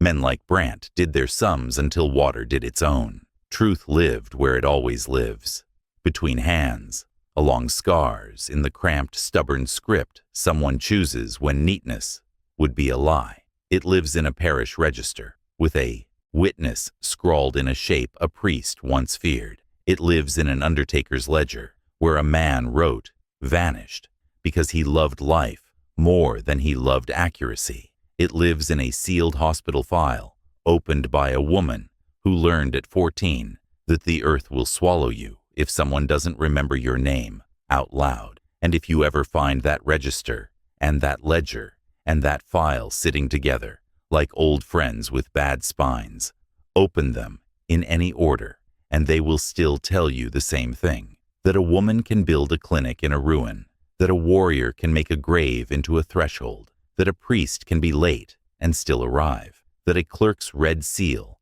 means less than a girl's thin laugh in a room that smells of willow tea. Before you leave them where they live, let the page turn once more and let your eyes catch on a single line that changes everything. It is the line Eleanor wrote in 1898, the line where her name trembles above a word that once wrapped her like a shroud. You will see the strike she made with her own hand, and you will understand why her fate could never be untangled from his. Not by fire, not by ink. That is all the ending anyone decent should need.